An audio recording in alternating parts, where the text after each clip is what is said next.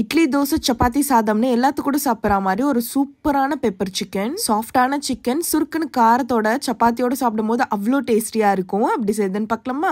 ஒரு ஸ்பூன் சீரகம், ஒரு ஸ்பூன் சோம்பு, 2 டேபிள் ஸ்பூன் அளவுக்கு மிளகு, ஒரு ஸ்பூன் தனியா, 2 ஏலக்காய், ஒரு பட்டை, ஒரு கொத்து கருவேப்பிலை சேர்த்துட்டு நல்லா ட்ரை ரோஸ்ட் பண்ணிட்டு இந்த மாதிரி பொடி பண்ணி எடுத்து வச்சுக்கலாம். 5 டேபிள் ஸ்பூன் எண்ணெய், ஒரு ஸ்பூன் நெய் ஊத்திக்கோங்க. 1 ஸ்பூன் அளவுக்கு சீரகம், சோம்பு, பட்டை, ஒரு ஏலக்காய், 3 போல காஞ்ச மிளகா, கொஞ்சம் போல முந்திரி பருப்பு, இது எல்லாத்தையுமே சேர்த்துக்கலாம். கூடவே பெரிய சைஸ் வெங்காயம் 2 சேர்த்து வதக்கிட்டு 2 பச்சை மிளகாய் சேர்த்து அதையுமே வதக்கிக்கோங்க. ஒரு கொத்து கருவேப்பிலை சேர்த்துக்கலாம். லைட்டா வதக்கிட்டு 1 ஸ்பூன் வெறுமிளகாய் தூள், 1 ஸ்பூன் தனியா தூள், 1/4 ஸ்பூன் அளவுக்கு மஞ்சள் தூள், தேவையான அளவுக்கு உப்பு சேர்த்துக்கலாம். லோ ஃபிளேம்ல வச்சுட்டு எல்லாத்தையுமே வதக்கிக்கோங்க. வெங்காயம் நல்லா வதங்கி வந்ததும் இப்போ நம்ம 1/2 kg அளவுக்கு சிக்கன் எடுத்து வச்சிருக்கோம், அதை சேர்த்துக்கலாம். மிக்ஸ் பண்ணிட்டு க்ளோஸ் பண்ணிடுங்க. அதுல வர தண்ணியிலே சிக்கன் நல்லா குக் ஆகட்டும். இப்போ நம்ம செஞ்சு வச்சிருக்க மசாலாவை சேர்த்து மிக்ஸ் பண்ணிக்கலாம். லைட்டா லெமன் ஸ்குவீஸ் பண்ணிட்டு க்ளோஸ் பண்ணிடுங்க. இந்த மாதிரி எண்ணெல்லாம் பிரிஞ்சு வர அளவுக்கு குக் ஆனதும் கொத்தமல்லி போட்டு இறக்குனீங்கன்னா சூப்பரான பெப்பர் சிக்கன் ரெடி. டேஸ்ட் அட்டகாசமா இருக்கும். ஸோ கண்டிப்பா ட்ரை பண்ணுங்க. மறக்காம நம்ம சேனலை சப்ஸ்கிரைப் பண்ணிக்கோங்க. பாய்.